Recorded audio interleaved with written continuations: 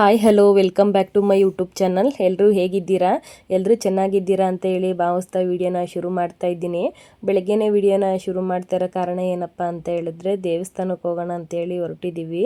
ನಾವಂತೂ ಈ ದೇವಸ್ಥಾನಕ್ಕೆ ತುಂಬ ಸರಿ ಹೋಗಿದ್ದೀವಿ, ಹಂಗಾಗಿ ಇವತ್ತು ಕೂಡ ಹೋಗೋಣ ಅಂತೇಳಿ ಹೊರಡ್ತಾ ಇರೋ ಅಂಥದ್ದು. ನಮಗೆ ಮನೇಲಿ ಏನಾದರೂ ಹುಷಾರಿಲ್ಲ ಅಂತ ಅಂದಾಗ, ಮನಸ್ಸಿಗೆ ನೆಮ್ಮದಿ ಇಲ್ಲ ಅಂತ ಅಂದಾಗ, ಈ ಥರ ಏನಾದರೂ ಹೊರ್ಗಡೆ ಹೋಗಿ ಬಂದಾಗ ನಮ್ಗೆ ಯಾಕೋ ಸರಿ ಇಲ್ಲ ನಮ್ಮ ಟೈಮು ಅಂತ ಹೇಳಿ ಅನ್ನಿಸ್ದಾಗ ನಾವು ಈ ದೇವಸ್ಥಾನಕ್ಕೆ ಹೋಗಿ ಒಂದ್ಸರಿ ತಡೆನ ಹೊಡೆಸ್ಕೊಂಬರ್ತೀವಿ. ನಾವು ಯಾರಿಗೂ ಯಾವುದೇ ಥರ ಮಾಟ ಮಂತ್ರ ಏನು ಮಾಡಿಸೋದಿಲ್ಲ. ನಮಗೆ ಒಳ್ಳೇದಾಗಲಿ, ನಮಗೆ ಯಾರಾದರೂ ಏನಾದರೂ ಮಾಡಿಸಿದ್ರೆ ಅದು ನಮಗೆ ತಗೊಳ್ಳೋದೇ ಇರಲಿ ಅಂತ ಹೇಳ್ಬಿಟ್ಟು ನಾವು ಈ ಪೂಜೆನ ಮಾಡಿಸೋ ಅಂಥದ್ದು. ಯಾಕಂತ ಅಂದರೆ ಈ ದೇವಸ್ಥಾನ ಅಷ್ಟು ಫೇಮಸ್ ದೇವರು ಅಂತಲೇ ಹೇಳ್ಬೋದು. ಆಲ್ಮೋಸ್ಟು ಸುತ್ತಮುತ್ತ ಹಳ್ಳಿಯವ್ರಿಗೆಲ್ಲ ಗೊತ್ತಿರುತ್ತೆ ಈ ದೇವಸ್ಥಾನ ಏನು ಯಾವ ಥರ ಅಂತ ಹೇಳ್ಬಿಟ್ಟು. ಇಲ್ಲಿ ಬೇರೆ ಯಾರಿಗೂ ಮಾಟ ಮಂತ್ರ ಮಾಡೋದಿಲ್ಲ, ಹಂಗಾಗಿ ಹೋಗಿ ಪೂಜೆ ಮಾಡಿಸ್ಬಿಟ್ಟು ತಡೆ ಹೊಡೆಸ್ಕೊಂಡು ಬಂದರೆ ತುಂಬಾ ಒಳ್ಳೆಯದು. ಅಮಾವಾಸ್ಯೆ ಹುಣ್ಣಿಮೆ ಈ ಟೈಮಲ್ಲಿ ಮಾಡಿಸಿದ್ರೆ ಇನ್ನೂ ತುಂಬ ಒಳ್ಳೆಯದಾಗುತ್ತೆ ಅಂತ ಹೇಳ್ತಾರೆ. ಭಾನುವಾರ ಟೈಮಲ್ಲೂ ಕೂಡ ಮಾಡ್ತಾರೆ. ರಶ್ಶು ತುಂಬಾ ಇರುತ್ತೆ, ಹಂಗಾಗಿ ಯಾವಾಗ ಹೋದ್ರೂ ರಶ್ ಇದ್ದೇ ಇರುತ್ತೆ. ಇಲ್ಲಿ ನಾನ್ ವೆಜ್ಜು ದೇವರಾಗಿರೋದ್ರಿಂದ ಎನಿ ಟೈಮು ಮಾಡ್ತಾನೆ ಇರ್ತಾರೆ ಪರ ಎಲ್ಲನೂ. ಈ ಮದುವೆ ಬೀಗರೂಟ ಅದು ಆ ಥರ ನಾಮಕರಣ ಮಕ್ಕಳದು ಈ ಥರ ಎಲ್ಲ ಮಾಡ್ತಾರೆ. ಎಲ್ಲ ಪೂಜೆ ಐಟಮ್ಸ್ ಆಗಲಿ, ತಡೆ ಹೊಡಿಲಿಕ್ಕೆ ಪ್ರತಿಯೊಂದು ಎಲ್ಲನೂ ಇಲ್ಲೇ ಸಿಗುತ್ತೆ. ಮನೆಯಿಂದ ಏನು ತೊಗೊಂಡೋಗ್ಬೇಕಂತ ಏನಿಲ್ಲ. ಮೊದಲೆಲ್ಲ ನಾವು ಸ್ಟಾರ್ಟಿಂಗ್ ಬರಬೇಕಾದ್ರೆ 30 ರೂಪಾಯಿ 40 ರೂಪಾಯಿ ಇತ್ತು. ಇವಾಗ 150 170 ಈ ಥರ ಮಾಡಿಬಿಟ್ಟಿದ್ದಾರೆ ಪೂಜೆ ಐಟಮ್ನ. ಮೊದಲು ಇಷ್ಟೊಂದು ಅಂಗಡಿಗಳನ್ನು ಕೂಡ ಏನು ಇರಲಿಲ್ಲ. ಇವಾಗಂತೂ ಹೆಜ್ಜೆಗೂ ಕೂಡ ತೆಂಗಿನಕಾಯಿ ಎಲ್ಲ ಇಟ್ಕೊಂಡು ಬಿಸ್ನೆಸ್ನ ಶುರು ಮಾಡ್ಕೊಂಬಿಟ್ಟಿದ್ದಾರೆ ಅಂತಲೇ ಹೇಳ್ಬೋದು. ಅಷ್ಟು ಕ್ರೌಡ್ ಇರುತ್ತೆ ಎನಿ ಟೈಮ್ ಕೂಡ. ಯಾವಾಗ್ಲೂ ಅಮಾವಾಸ್ಯೆ ಹುಣ್ಣಿಮೆ ಬಂತು ಅಂತ ಹೇಳಿದ್ರೆ ಇನ್ನೂ ಕೂಡ ತುಂಬಾ ಕ್ರೌಡ್ ಆಗಿಬಿಡುತ್ತೆ ಅಂತಲೇ ಹೇಳ್ಬೋದು. ಅಷ್ಟು ಜನಗಳು ಬರ್ತಾರೆ, ಅಷ್ಟು ಭಕ್ತಿಯಿಂದ ಪೂಜೆನ ಮಾಡ್ಕೊಂಡು ಹೋಗ್ತಾರೆ. ಅಷ್ಟು ತಾಯಿ ಎಲ್ರಿಗೂ ಕೂಡ ಒಳ್ಳೇದು ಮಾಡಿದ್ದಾಳೆ ಅಂತಲೇ ಭಾವಿಸ್ತೀನಿ. ನಮಗೂ ಕೂಡ ಒಳ್ಳೇದು ಮಾಡಿದ್ದಾರೆ. ಹಂಗಾಗಿ ನಾವು ಕೂಡ ಟೈಮ್ ಸಿಕ್ಕಿದಾಗ ಇದೇ ಟೈಮು ಇವತ್ತೇ ಬರಬೇಕು ಅಂತ ಏನಿಲ್ಲ, ನಮಗೆ ಯಾವಾಗ ಅನುಕೂಲ ಆಗುತ್ತೆ, ನಮಗೆ ಯಾವಾಗ ಬರಬೇಕು ಅನಿಸುತ್ತೆ ಆ ಟೈಮಲ್ಲೆಲ್ಲ ಬಂದು ನಾವು ಕೂಡ ಪೂಜೆನ ಮಾಡಿಸಿ ತಡೆನ ಹೊಡೆಸ್ಕೊಂಡು ಹೋಗ್ತೀವಿ. ಹಂಗಾಗಿ ನಮಗೂ ಕೂಡ ಮನಸ್ಸಿಗೆ ಒಂಥರ ನೆಮ್ಮದಿ ಅಂತ ಹೇಳಿ ಅನಿಸುತ್ತೆ. ಇನ್ನು ಪೂಜೆ ಐಟಮ್ ಎಲ್ಲ ಬಂದು ನಾವು ಇಲ್ಲೇ ತೊಗೊತೀವಿ, ಹಂಗಾಗಿ ಮನೆಯಿಂದ ಏನು ತೊಗೊಂಡು ಬರೋದಿಲ್ಲ. ನಮಗೆ ಏನಾದರೂ ಹರಕೆ ಇದ್ದರೆ ಹರಕೆನೂ ಕೂಡ ಇಟ್ಕೊಂಡು ಹೋಗ್ಬೋದು. ಅದು ಪೂರೈಸಿದ್ಮೇಲೆ ನಾವು ಬಂದು ಹರಕೆನ ತೀರಿಸ್ಬೇಕಾಗುತ್ತೆ. ಇಲ್ಲಿ ನಾನ್ ವೆಜ್ ದೇವರಾಗಿರೋದ್ರಿಂದ ಜಾಸ್ತಿ ಕೋಳಿ ಮರಿ ಈ ಥರ ಎಲ್ಲ ಕಟ್ ಮಾಡ್ತಾರೆ, ಬೇರೆ ಇನ್ಯಾವುದೇ ಥರ ಮಾಡೋದಿಲ್ಲ. ಹಂಗಾಗಿ ಏನಾದರೂ ಹರಕೆ ಪೂರೈಸಬೇಕು ನಾವು ಅಂತ ಹೇಳಿದ್ರೆ ಹರಕೆ ಕಟ್ಕೊಂಡಿರೋದನ್ನ ಮಾಡಿಬಿಟ್ಟು ಇಲ್ಲೇ ಪಾತ್ರೆ ಸ್ಟವ್ ಪ್ರತಿಯೊಂದು ಎಲ್ಲ ಇಲ್ಲೇ ಸಿಗುತ್ತೆ. ಹಂಗಾಗಿ ಅದನ್ನು ತೊಗೊಂಡು ಇಲ್ಲೇ ಕೂಡ ಹರಕೆನ ಪೂರೈಸ್ಬಿಟ್ಟು ದೇವ್ರಿಗೆ ನೈವೇದ್ಯ ಕೂಡ ಕೊಟ್ಬಿಟ್ಟು ಹೋಗ್ಬೋದು. ನಾವೇನು ಅಂದ್ಕೊಂಡಿರ್ತೀವಿ ಅದು ಎಲ್ಲ ಈಡೇರಿದ ಮೇಲೆ. ಇನ್ನು ದೇವಸ್ಥಾನ ಬಂದು ತುಂಬಾ ಚಿಕ್ಕದು, ಒಳಗಡೆ ಗರ್ಭಗುಡಿ. ದೇವರು ಇಷ್ಟೇಷ್ಟು ಕಾಣಿಸುತ್ತೆ ನೋಡಲಿಕ್ಕೆ, ಆದರೆ ಕೀರ್ತಿ ಅಪಾರ ಅಂತಲೇ ಹೇಳ್ಬೋದು. ದೇವ್ರನ್ನ ನೋಡ್ತಾ ಇದ್ರೆ ಒಳ್ಳೆ ರವ ರವ ಅಂತ ಉರಿತಾ ಇರುತ್ತೆ. ಮಾರಮ್ಮ ದೇವರು ಆಗಿರೋದ್ರಿಂದ ನೋಡಲಿಕ್ಕೆ ಕಣ್ಣಿಗೆ ಒಂಥರ ಹಬ್ಬ ಅಂತಲೇ ಹೇಳ್ಬೋದು. ದೇವ್ರನ್ನ ಅಲಂಕಾರ ನೋಡೋಕ್ಕೆ 2 ಕಣ್ಗಳೇ ಸಾಲದು, ಆ ಥರ ಅಲಂಕಾರ ಮಾಡಿರ್ತಾರೆ. ಯಾವಾಗಲೂ ಅಷ್ಟೇ, ಯಾವಾಗ್ಲೂ ತುಂಬಾ ಕ್ರೌಡ್ ಇರುತ್ತೆ. ಈ ಸಂಡೇ ಮಾತ್ರ ಕಾಲಿಕ್ಕಕ್ಕೆ ಜಾಗ ಇರೋದಿಲ್ಲ. ಅಮಾವಾಸ್ಯೆ ಹುಣ್ಣಿಮೆ ಬಂತು ಅಂದರೆ ಬೆಳಗಿನ ಜಾವ 3 ಗಂಟೆಗೆ ಕ್ಯೂ ನಿಂತ್ಕೋಬೇಕು, ಅಷ್ಟು ಕ್ಯೂ ಇರುತ್ತೆ ಅಂತ ಬರ್ತಾ ಅಭ್ಯಾಸ ಆಗೋಯ್ತು. ಹಂಗಾಗಿ ಇನ್ನು ನಿಂಬೆಹಣ್ಣಾಗಲಿ ಪ್ರತಿಯೊಂದು ಕೂಡ ಹೂವಿನ ಹಾರ ಎಲ್ಲ ಕೂಡ ಇಲ್ಲೇ ಸಿಗುತ್ತೆ. ಯಾವುದು ಕೂಡ ತೊಗೊಂಡು ಬರಬೇಕಂತ ಏನಿಲ್ಲ. ಈ ಬೇರೆ ಕಡೆ ಹೋಲಿಸ್ಕೊಂಡ್ರೆ ಹೂವಿನ ಹಾರಗಳು ತುಂಬಾ ಚೀಪ್ ಆ್ಯಂಡ್ ಬೆಸ್ಟಾಗಿ ಸಿಗ್ತವೆ. ಇಲ್ಲಿ 30 ರೂಪಾಯಿ 40 ರೂಪಾಯಿ 20 ರೂಪಾಯಿಂದನೂ ಕೂಡ ಹೂವಿನ ಹಾರಗಳು ರೈಟು ಶುರುವಾಗುತ್ತೆ. ತುಂಬ ಚೆನ್ನಾಗಿ ಫ್ರೆಶ್ಶಾಗೂ ಕೂಡ ಇರುತ್ತೆ. ಇದು ಹಳ್ಳಿ ಆಗಿರೋದ್ರಿಂದ ತುಂಬಾ ಚೆನ್ನಾಗಿ ಎಲ್ಲನೂ ಕೂಡ ಸ್ವಲ್ಪ ಚೀಪ್ ಆ್ಯಂಡ್ ಬೆಸ್ಟಾಗೆ ಸಿಗ್ತದೆ ಅಂತಲೇ ಹೇಳ್ಬೋದು. ತೆಂಗಿನಕಾಯಿ ಇವಾಗ ರೈಟ್ ಇರೋದ್ರಿಂದ ಸ್ವಲ್ಪ ಇವಾಗ ಪೂಜೆ ಐಟಮ್ಸು ಜಾಸ್ತಿ ಮಾಡಿದ್ದಾರೆ ಅಂತಲೇ ಹೇಳ್ತೀನಿ. ಇನ್ನು ಮನೆ ಬಾಗಿಲಿಗೆ ಗಾಡಿಗಳಿಗೆ ದೃಷ್ಟಿ ತೆಗೆದು ನಿಂಬೆಹಣ್ಣೆಲ್ಲ ಕಟ್ಟಬೇಕು ಅಂತ ಹೇಳಿದ್ರೆ ಅದನ್ನು ಕೂಡ ಇವರೇ ಪೋಣಿಸಿಟ್ಟಿರ್ತಾರೆ. ಅದನ್ನು ದುಡ್ಡು ಕೊಟ್ಟು ನಾವು ತೊಗೊಂಡೋಗಿ ಇಲ್ಲೇ ದೇವ್ರ ಹತ್ರ ಪೂಜೆ ಮಾಡಿಸ್ಕೊಂಡು ಕಟ್ಟಿದ್ರೆ ಆಯಿತು. ಮೆಣಸಿನ್ಕಾಯಿ ನಿಂಬೆಹಣ್ಣು ಹೂವು ಎಲ್ಲ ಹಾಕ್ಬಿಟ್ಟು ಅವರೇನೆ ಸೂಜಿ ದಾರದಲ್ಲಿ ಏರಿಸ್ಬಿಟ್ಟು ಇಟ್ಟಿರ್ತಾರೆ. ಒಂದಕ್ಕೆ 20 ರೂಪಾಯಿ. ಹಾಗಾಗಿ ಅದನ್ನು ಕೂಡ ಇಲ್ಲೇ ಪೂಜೆ ಮಾಡಿಸ್ಕೊಂಡು ದೇವ್ರ ಹತ್ರ ಇಟ್ಟು ಗಾಡಿಗೆ ಮನೆಗೆ ದೃಷ್ಟಿ ತೆಗೆದು ಕಟ್ಕೊಬೋದು. ಫ್ಯಾಕ್ಟ್ರಿ ಇರೋರು ಈ ಥರ ಬಿಸ್ನೆಸ್ ಮಾಡ್ತಾ ಇರೋರು ಎಲ್ಲರೂ ಕೂಡ ಕಟ್ಕೊಬೋದು. ದೇವ್ರನ್ನ ನೋಡ್ತಾ ಇರ್ಬೋದು ಎಷ್ಟು ಚಿಕ್ಕದಾಗೆ ಕಾಣಿಸ್ತಾ ಇದೆ ಅಂತ ಹೇಳ್ಬಿಟ್ಟು ಆದಷ್ಟು ಕ್ಯಾಪ್ಚರ್ ಮಾಡಿದ್ದೀನಿ. ಅಲ್ಲಿ ಫೋಟೋಸು ವಿಡಿಯೋಸ್ ಏನು ತೆಗಿಯಂಗಿಲ್ಲ ಅಂತ ಹೇಳಿದ್ರು. ಇನ್ನು ಈ ನಡುವೆ ಅಂತೂ ತುಂಬಾ ಮಳೆ ಬರ್ತಾ ಇರೋದ್ರಿಂದ ಕೊಳದಲ್ಲೆಲ್ಲ ಮೀನುಗಳು ತುಂಬಾ ದಪ್ಪ ಆಗಿಬಿಟ್ಟಿವೆ. ಈ ಟೈಮ್ ಹೋದಾಗ ವೈಟ್ ಮೀನನ್ನ ನೋಡಿದೆ, ತುಂಬ ಚೆನ್ನಾಗಿದ್ದು ಅಂತಲೇ ಹೇಳ್ಬೋದು. ಇಲ್ಲಾಂದ್ರೂ ಒಂದು 20 ಮೀನುಗಳು ವೈಟ್ ಮೀನುಗಳು ಫುಲ್ಲು ದಪ್ಪದಾಗ್ಬಿಟ್ಟಿದ್ವು. ನೋಡಲಿಕ್ಕೆ ಒಂಥರ ತುಂಬಾ ಖುಷಿ ಅನ್ನಿಸ್ತಾ ಇತ್ತು. ಇನ್ನು ಈ ಕೊಳದಲ್ಲಿ ಬಂದು ಯಾರೂ ಕೂಡ ಮೀನನ್ನ ಹಿಡಿಯೋದಿಲ್ಲ, ಇದನ್ನು ಮಾರಲಿಕ್ಕೂ ಯಾರೂ ಕೂಡ ಮುಟ್ಟೋದಿಲ್ಲ ಅಂತಲೇ ಹೇಳ್ಬೋದು. ತಿನ್ನಲಿಕ್ಕೂ ಕೂಡ ಯಾರೂ ಹಿಡಿಯೋದಿಲ್ಲ, ದೇವ್ರದಲ್ವ, ಹಂಗಾಗಿ ತುಂಬಾ ಭಯ ಬೀಳ್ತಾರೆ ಅಂತಲೇ ಹೇಳ್ಬೋದು. ಅವ್ರಿಗೆ ಪ್ರೀತಿ ವಿಶ್ವಾಸ ಏನಾದರೂ ಇತ್ತು ಅಂತ ಹೇಳಿದ್ರೆ ಈ ಮೀನುಗಳ ಮೇಲೆ ಕಡಲೆಪುರಿ ಎಲ್ಲ ಮಾರ್ತಾ ಇರ್ತಾರೆ, ಅದನ್ನು ತೊಗೊಂಬಂದು ಹಾಕ್ಬೋದು. ಪ್ರತಿಯೊಬ್ಬರು ಕೂಡ ಇದನ್ನು ತೊಗೊಂಡು ಬಂದು ಹಾಕ್ತಾರೆ. ಇದು ಕೊಳದಲ್ಲೇ ತಂದು ಬಿಟ್ಟಿರೋದ್ರಿಂದ ಅದಾಗ ಅದೇನೇ ಹುಟ್ಟಿ ಅದಾಗ ಅದೇನೇ ಸಾವನ್ನಪ್ಪಬೇಕು ಅಂತ ಹೇಳ್ತಾರೆ. ನಾನು ನೋಡಿರೋ ಮಟ್ಟಿಗೆ ಕೇಳಿರೋ ಮಟ್ಟಿಗೆ ಯಾರೂ ಕೂಡ ಮೀನನ್ನ ಹಿಡ್ದಿಲ್ಲ. ಇನ್ನು ಈ ಥರ ಮೀನುಗಳನ್ನ ನಾವು ಬಂಧಿಸಿ ಮನೆಯಲ್ಲಿ ಇಡೋದ್ಕಿಂತ ಈ ಥರ ಕೊಳದಲ್ಲಿ ಬಿಟ್ಟು ನಮ್ಮ ಪಾಪ ಕರ್ಮಗಳನ್ನ ಕಡಲೆಪುರಿ ಹಾಕಿ ಆ ಥರ ರೂಪದಲ್ಲಿ ಪಾಪನ ಕಳ್ಕೊಬೋದು ಅನ್ನೋ ಒಂದು ಚಿಕ್ಕ ಅಭಿಪ್ರಾಯ ನನ್ನದು. ಹಂಗಾಗಿ ನಾನು ಕೂಡ ಕಡಲೆಪುರಿನ ಹೋದಾಗೆಲ್ಲ ಆದಷ್ಟು ಹಾಕ್ತೀನಿ. ಇನ್ನು ಈ ಥರ ತಡೆನ ಹೊಡೆಸ್ಲಿಕ್ಕೆ ನಾವು ತುಂಬ ಸರಿ ಬಂದಿದ್ದೀವಿ. ಅಂದರೆ ಈ ಥರ ಬಲಿ ತಡೆನ ತುಂಬ ಸರಿ ಹೊಡೆಸಿಲ್ಲ, ಇದು 3ನೇ ಸರಿ ಹೊಡೆಸ್ತಾರ ಅಂಥದ್ದು.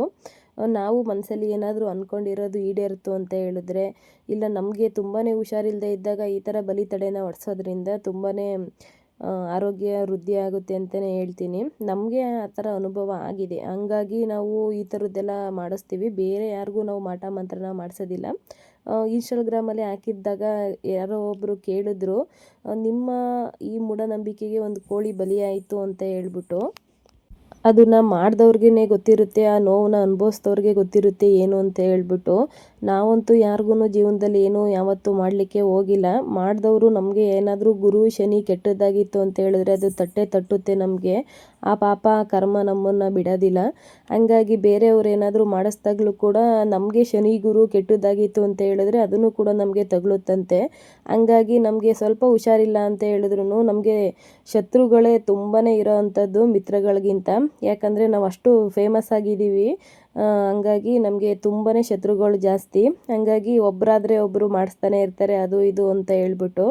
ಹಂಗಾಗಿ ಇಲ್ಲಿ ಬಂದು ಒಂದು ಚಿಕ್ಕ ಪರಿಹಾರನ ಮಾಡಿಕೊಂಡು ಹೋಗ್ಬಿಡ್ತೀವಿ.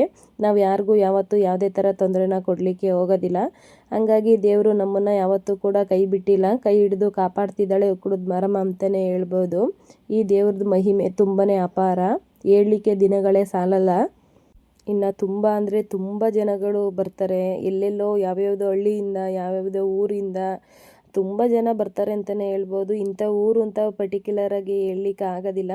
ಹಂಗಾಗಿ ನಾನು ಕೂಡ ತುಂಬ ಜನನ ಕೇಳಿದ್ದೀನಿ, ಯಾವ ಊರು ಎಲ್ಲಿಂದ ಬಂದ್ರಿ ಅಂತ ಹೇಳ್ಬಿಟ್ಟು. ಅಲ್ಲಿವರೆಗೂ ಕೂಡ ಇದು ದೇವರು ಫೇಮಸ್ ಆಗಿದೆ. ಒಬ್ರಿಗೆ ಗೊತ್ತಿರುತ್ತೆ, ಒಬ್ರಿಗೆ ಒಳ್ಳೆಯದಾಗಿರುತ್ತೆ, ಹಂಗಾಗಿ ಅವರು ಕೂಡ ಬೇರೆಯವ್ರಿಗೆ ಶೇರ್ ಮಾಡೋದ್ರಿಂದ ಅಷ್ಟು ಜನಗಳು ಬರ್ತಾರೆ ಅಂತಲೇ ಹೇಳ್ಬೋದು. ಇನ್ನು ಈ ದೇವಸ್ಥಾನಗಳಿಗೆ ಬಂದ್ವಿ ಅಂತ ಹೇಳಿದ್ರೆ ಈ ಮಂಡ್ಯ ಸೈಡು ಪಾಂಡವಪುರ ಸೈಡು ನಮಗೆ ಬೆಲ್ಲ ಕಬ್ಬು ಎಲ್ಲ ತುಂಬಾ ಚೆನ್ನಾಗಿ ಸಿಗುತ್ತೆ. ತುಂಬ ಚೀಪ್ ಆ್ಯಂಡ್ ಬೆಸ್ಟಾಗಿ ಬೆಲ್ಲಗಳು ಸಿಗುತ್ತೆ ಅಂತಲೇ ಹೇಳ್ಬೋದು. ಹಂಗಾಗಿ ಶಿವು ಆಲೆ ಮನೆ ಹತ್ರ ಹೋಗಿದ್ರು, ಕಬ್ಬಿನ ಹಾಲು ಮತ್ತು ಬೆಲ್ಲ ತೊಗೊಂಡು ಬರ್ತೀನಿ ಅಂತ ಹೇಳ್ಬಿಟ್ಟು. ತುಂಬ ಅಂದರೆ ತುಂಬಾ ಚೀಪ್ ಆ್ಯಂಡ್ ಬೆಸ್ಟಾಗೆ ಕೊಡ್ತಾರೆ, ಫ್ರೆಶ್ಶಾಗಿ ಮಾಡಿಬಿಟ್ಟು ಅಲ್ಲೇ ಕೊಡೋ ಅಂಥದ್ದು. ಇದನ್ನೇ ತೊಗೊಂಡು ಬಂದು ಬೆಂಗಳೂರು ಕಡೆ ಎಲ್ಲ ಮಾರ್ತಾರೆ. ಬೆಂಗಳೂರು ಕಡೆ ಎಲ್ಲ ಒಂದು 70-80 ರೂಪಾಯಿ ಇತ್ತು ಅಂತ ಹೇಳಿದ್ರೆ ಇಲ್ಲಿ ಒಂದು 30 ರೂಪಾಯಿ 40 ರೂಪಾಯಿ ಇಷ್ಟರೊಳಗಡೆ ನಮಗೆ ಸಿಕ್ಕೋಗ್ಬಿಡುತ್ತೆ. ಹಂಗಾಗಿ ನಾವು ಬಂದಾಗೆಲ್ಲ ಜೇನುತುಪ್ಪ, ಬೆಲ್ಲ, ಕಬ್ಬಿನ ಜ್ಯೂಸು ಈ ಥರದ್ದೆಲ್ಲ ತೊಗೊಂಡು ಹೋಗ್ತೀವಿ. ತುಂಬ ಅಂದರೆ ತುಂಬ ಫ್ರೆಶ್ ಆಗಿರುತ್ತೆ. ಹಂಗಾಗಿ ಮಲ್ಲಿಗೆ ಹೂವು ಅಂತೂ ನೋಡಲಿಕ್ಕೆ ಒಂಥರ ಚೆಂದ, ನನಗಂತೂ ತುಂಬಾ ಇಷ್ಟ. ನಾನು ಆ ದೇವಸ್ಥಾನಕ್ಕೆ ಹೋದ್ಮೇಲೆ ಮಲ್ಲಿಗೆ ಹೂವನ್ನ ಮುಟ್ಕೊಳ್ದಲೇ ಬರೋದಿಲ್ಲ. ಬೇರೆ ಕಡೆ ಎಲ್ಲೋದ್ರೂ ನಂಗೆ ಅಷ್ಟು ಇಷ್ಟ ಆಗೋದಿಲ್ಲ. ಈ ಕಡೆ ಬಂತು ಅಂತ ಹೇಳಿದ್ರೆ ತುಂಬಾ ಫ್ರೆಶ್ ಆಗಿ ಮಗ್ಗಾಗಿರುತ್ತೆ, ಹಂಗಾಗಿ ತುಂಬಾ ಇಷ್ಟಪಟ್ಕೊಂಡು ತೊಗೊತೀನಿ. ಇನ್ನು ಅಲ್ಲೇ ಕೂಡ ಪ್ರಸಾದ ಥರ ಮಾಡಿ ಎಲ್ಲರೂ ಕೂಡ ಊಟಕ್ಕೆ ಕರೀತಾ ಇರ್ತಾರೆ. ಹೋಗೋರು ಇಷ್ಟ ಇದ್ದರೆ ಊಟನ ತಗೊಂಡು ಈಸ್ಕೊಂಡು ತಿನ್ಬೋದು, ಇಲ್ಲ ಅಂತ ಹೇಳಿದ್ರೆ ಅವರು ಕೂಡ ಸಪ್ರೇಟಾಗಿ ಮಾಡಿಕೊಂಡು ತಿನ್ಬೋದು. ಇನ್ನು ಅಂತಂದರೆ ಹೋಟೆಲಲ್ಲಿ ಹೋಗಿ ಕೂಡ ತಿನ್ಬೋದು. ಇನ್ನು ನಮಗೂ ಕೂಡ ಪೂಜೆ ಎಲ್ಲ ತುಂಬ ಚೆನ್ನಾಗಾಯಿತು, ಬಂದಿದ್ದು ಕೂಡ ಲೇಟಾಗಿತ್ತು. ಹಂಗಾಗಿ ಮನೆಗೆ ಬೇಕಾಗಿರೋ ಐಟಮ್ಸ್ದೆಲ್ಲ ತೊಗೊಂಡು ಇನ್ನು ಮನೆ ಕಡೆ ಹೊರಡೋಣ ಅಂತೇಳಿ ಹೊರಡ್ತಾ ಇದ್ದೀವಿ. ಇವಾಗ ಬೆಂಗಳೂರಿಗೆ ಹೋಗಬೇಕು, ಹಂಗಾಗಿ ಫುಲ್ಲು ಗಾಳಿ ಮಳೆ ಶುರುವಾಗ್ಬಿಟ್ಟಿದೆ ಅಂತಲೇ ಹೇಳ್ಬೋದು. ಈ ಕಡೆ ಬಂತು ಅಂತ ಹೇಳಿದ್ರೆ ವಾತಾವರಣ ತುಂಬಾ ಕೋಲ್ಡಾಗಿರುತ್ತೆ, ಎಲ್ಲೆಲ್ಲಿ ನೋಡಿದ್ರು ಹಸಿರು, ತುಂಬಾ ಚೆನ್ನಾಗಿರುತ್ತೆ ಅಂತಲೇ ಹೇಳ್ಬೋದು ವೆದರು. ಈ ಕಡೆ ಸೈಡು ಅಂತ ಹೇಳಿದ್ರೆ ತುಂಬಾ ಹಸಿರು. ಮಂಡ್ಯ ಅಂತ ಅಂದ್ರೇ ಕಬ್ಬು, ಈ ಥರ ಭತ್ತ, ಈ ಥರ ನೋಡಲಿಕ್ಕೆ ಒಂಥರ ಗದ್ದೆ ಎಲ್ಲ ತುಂಬಾ ಹಸಿರಾಗಿ ಕಾಣಿಸುತ್ತೆ ಅಂತಲೇ ಹೇಳ್ತೀನಿ. ಹಂಗಾಗಿ ಈ ಕಡೆ ನೇಚರೇ ಒಂಥರ ತುಂಬ ಚೆನ್ನಾಗಿರುತ್ತೆ. ಆಲ್ರೆಡಿ ಮಳೆ ಮೋಡ ಆಗಿಬಿಟ್ಟಿದೆ. ಮಳೆ ಬರೋ ಅಷ್ಟರೊಳಗಡೆ ಮನೆ ಸೇರಿಬಿಡೋಣ ಅಂತೇಳಿ ಹೊರಟಿದ್ದೀವಿ. ಇನ್ನು ನಾವು ಹೋಟ್ಲಲ್ಲಿ ಕೂಡ ಊಟ ಮಾಡ್ಕೊಂಡ್ವಿ. ತುಂಬ ಜನ ಕರೆದ್ರು ಪ್ರಸಾದ ಥರ ಮಾಡಿ. ಹಂಗಾಗಿ ನಾವೆಲ್ಲೂ ಹೋಗಿಲ್ಲ, ನಮ್ಗೆ ಅಷ್ಟು ಇಷ್ಟ ಆಗಿಲ್ಲ. ನಾವು ಯಾವಾಗ ಹೋದ್ರೂ ಅಷ್ಟೇ ನಾವೇ ಸಪ್ರೇಟಾಗಿ ಮಾಡಿ ಊಟನ ಮಾಡ್ಕೊಂಬರ್ತಾಯಿದ್ವಿ. ಈ ಸತಿ ಟೈಮು ಸಾಕಾಗಿಲ್ಲ ನಮಗೆ. ಹಂಗಾಗಿ ಹೋಟೆಲಲ್ಲಿ ಹೋಗಿ ಊಟ ಮಾಡಿಕೊಂಡು ಇವಾಗ ಬೆಂಗಳೂರು ಕಡೆ ಹೊರಡ್ತಾ ಇದ್ದೀವಿ. ಇನ್ನು ಕಬ್ಬಿನ ಹಾಲು ಎಲ್ಲ ತೊಗೊಂಡಿದ್ದೀವಲ್ಲ, ಅದನ್ನು ಕೂಡ ಶೇರ್ ಮಾಡಿಕೊಂಡು ಎಲ್ಲರೂ ಕೂಡ ಕುಡಿದ್ಬಿಟ್ಟು ಹೋಗ್ತಾ ಇರೋವಂಥದ್ದು. ಇದು ಪಾಂಡುಪುರ ಕಬ್ಬಿನ ಫ್ಯಾಕ್ಟ್ರಿ, ಸಕ್ಕರೆನ ಉತ್ಪತ್ತಿ ಮಾಡೋ ಅಂಥದ್ದು ಇಲ್ಲೇ. ಹಂಗಾಗಿ ಅದನ್ನು ಕೂಡ ಸ್ವಲ್ಪ ಕ್ಯಾಪ್ಚರ್ ಮಾಡ್ಕೊಂಡಿದ್ದೀನಿ. ನೋಡ್ತಾ ಇರ್ಬೋದು, ಇಲ್ಲೇ ಎಲ್ಲ ಕಡೆ ಕಬ್ಬು ಎಲ್ಲ ಬೆಳೀತಾರಲ್ಲ, ಅದನ್ನೆಲ್ಲ ತೊಗೊಂಡು ಬಂದು ಈ ಫ್ಯಾಕ್ಟ್ರಿಗೆ ಹಾಕೋ ಅಂಥದ್ದು. ಹಂಗಾಗಿ ಇಲ್ಲೇ ಕೂಡ ಸಕ್ಕರೆನ ತಯಾರು ಮಾಡ್ತಾರೆ. ಅಲ್ಲೇ ರೆಡಿ ಮಾಡಿ ಅಲ್ಲೇ ಕೊಡೋದ್ರಿಂದ ತುಂಬಾ ಚೆನ್ನಾಗಿರುತ್ತೆ ಅಂತಲೇ ಹೇಳ್ತೀನಿ. ತುಂಬ ಫ್ರೆಶ್ಶಾಗಿ ಕೂಡ ಇರುತ್ತೆ. ನಾನು ಕೂಡ 2 ರಿಂದ 3 ಸರಿ ಹೋಗಿದ್ದೀನಿ. ಒಳಗಡೆ ಕೂಡ ಬಿಡ್ತಾರೆ. ಆಲ್ರೆಡಿ ಇವತ್ತೇನೋ ಕ್ಲೋಸ್ ಆಗಿಬಿಟ್ಟಿತ್ತು, ಇಲ್ಲಾಂದರೆ ಒಂದ್ಸರಿ ಹೋಗೋಣ ಅಂತೇಳಿ ಅಂದ್ಕೊಂಡೆ ನೋಡಿದ್ವಿ. ಕ್ಲೋಸ್ ಆಗಿದ್ದರಿಂದ ಇನ್ನೊಂದು ಸರಿ ಬಂದಾಗ ಯಾವಾಗಲಾದರೂ ವಿಡಿಯೋ ಮಾಡಿ ತೋರಿಸ್ತೀನಿ ಯಾವ ಥರ ಅಂತ ಹೇಳ್ಬಿಟ್ಟು. ಇವಾಗ ಇನ್ನು ಬರಬೇಕಾದ್ರಂತೂ ತುಂಬಾ ಮಳೆ ಶುರುವಾಗ್ಬಿಡ್ತು ಅಂತಲೇ ಹೇಳ್ಬೋದು. ಹಂಗಾಗಿ ಯಾವುದೇ ಥರ ವಿಡಿಯೋನ ಮಾಡ್ಕೊಳ್ಳಿಲ್ಲ. ಇನ್ನು ನಾವು ಕೂಡ ಮನೆಗೆ ಬಂದ್ವಿ. ಮನೆ ಹತ್ರ ಬಂದಮೇಲೆ ಆಲ್ರೆಡಿ ಇಲ್ಲೂ ಕೂಡ ಮಳೆ ಬಂದು ಸ್ಟಾಪ್ ಆಗಿತ್ತು. ಸಣ್ಣ ಸಣ್ಣದಾಗಿ ಹನಿ ಥರ ಬಂದು ಸ್ಟಾಪ್ ಆಗಿತ್ತು. ಮಂಡ್ಯ ಸೈಡೆಲ್ಲ ತುಂಬಾ ಬರ್ತಾಯಿತ್ತು. ಇಲ್ಲೂ ಕೂಡ ಇವಾಗ ಲೈಟಾಗೆ ಜೋರಾಗೆ ಶುರುವಾಯಿತು. ಈ ನಡುವೆ ಸಿಕ್ಕಾಬಿಟ್ಟೆ ಗಾಳಿ ಬೀಸಲಿಕ್ಕೆ ಶುರುವಾಗ್ಬಿಟ್ಟಿದೆ ಬೆಂಗಳೂರಲ್ಲಿ. ಮಳೆಗಿಂತ ಗಾಳಿನೇ ಜಾಸ್ತಿ. ಮರಗಳೆಲ್ಲ ಮುರಿದೋಗ್ಬಿಡೋದು, ವೆಹಿಕಲ್ ಮೇಲೆಲ್ಲ ಬೀಳೋದು, ಈ ಥರ ಕೂಡ ಆಗ್ತಾಯಿದೆ. ತುಂಬ ಅಂದರೆ ತುಂಬಾ ಜೋರು ಮಳೆ ಬರ್ತಿದೆ.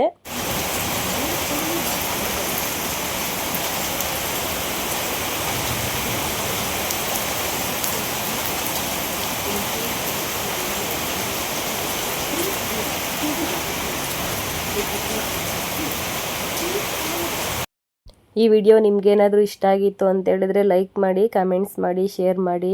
ಯಾರೆಲ್ಲ ನನ್ನ ವೀಡಿಯೋಸ್ನ ಹೊಸ್ದಾಗಿ ನೋಡ್ತಾ ಇದ್ದೀರಾ ಅವರೆಲ್ಲ ಸಬ್ಸ್ಕ್ರೈಬ್ ಮಾಡಿಕೊಂಡು ನೋಡಿ ಅಂತೇಳಿ ಕೇಳ್ಕೊತಾ ಇದ್ದೀನಿ. ನೆಕ್ಸ್ಟು ವಿಡಿಯೋದಲ್ಲಿ ಸಿಗ್ತೀನಿ. ಏನಾದರೂ ಡೌಟ್ಸ್ ಇದ್ದರೆ ಕಮೆಂಟ್ಸ್ ಮಾಡಿ.